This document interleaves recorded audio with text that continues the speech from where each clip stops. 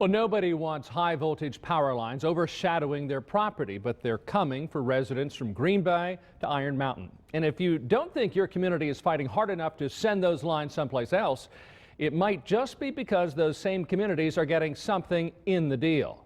Fox 11 is on special assignment asking the questions to get you answers about the plan. Dave Barron moved to the small rural town of Morgan in Oconto County a year ago for a little peace and quiet. But a potential new neighbor moving in has him speaking out. I'm the noisemaker right now. A lot of people will like it, many are going to hate it. Barron is not happy with the plan by the American Transmission Company to put up huge towers and string some of the largest high voltage power lines from Green Bay to Michigan, passing right through the town of Morgan. The highway stays in their path, the railroad stays in their path, the airport stays in their path, but the power lines, they don't have to. They can go as they wish.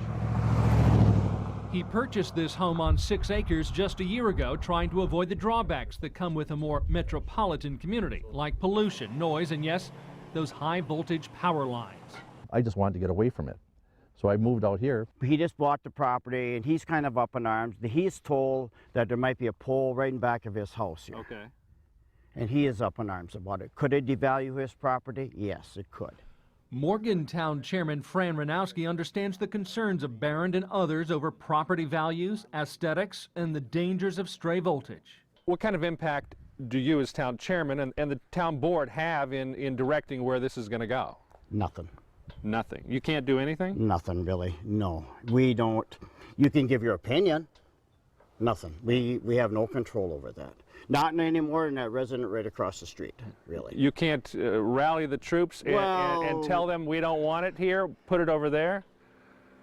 We could, but maybe you want it in your backyard because you're going to get an impact. You're going to get a pole setting that you're going to get X dollars out of or something like that. Now, speaking of X dollars, money is at the root of all of this. ATC makes money, the electric companies make money, and any property owner where the power lines are placed or the wires cross over are paid too for their inconvenience. Once a route is approved by the state, ATC by law is allowed to ease onto your property as long as it pays fair market value for use of the land. But money is also paid to each community and county that hosts a 345 kilovolt high voltage line. And Dave Barron says that payoff is on the level of a bribe. So the power line company gets what it wants. It's kind of a hush-hush money, and it's one way of saying, hey, look, we're keeping your taxes down. Yeah, but look what you have to pay for it. I've heard from some residents that are not happy with it, and that's they're how we exactly right. And their feeling is maybe the town board isn't doing enough because they're getting the money from them. It's sort of a bribe. No, it's not a bribe. The money that comes to us. Ranowski tells us when the last high voltage line came through from the west in 2009, the town received a lump sum payment of roughly $205,000 from the transmission line company. And it also has been receiving $24,000 in annual payments that will continue for the 40-year life of the line. The compensation is actually required by a law the legislature passed in 1999 and calculated based on the cost of the project. The town of Morgan also receives lesser amounts of utility shared revenue because it has a substation on the north side of town. When they pay money to these communities and the counties, right, doesn't that money kind of smooth things over a little bit, make it a little bit easier to take your medicine? Somewhat, I would say, yes, because we are giving it back to the community. Yes, it probably does. But yet, we're moving on in society. The money the town received so far has gone to build a new recycling center at a cost of $110,000. Another $20,000 was spent on a veterans memorial. The rest of the funds are in an account to build a new town hall that Ranowski says will get the green light if and when the new $400 million power line project and the money that goes along with it are approved. They're giving us their lobbying money, they're giving us their perks, they're giving us their gifts. They take the money, they spend it. Now they agreed to their terms. They have no arguing rights whatsoever. They can run that pole right through their backyard if they wish.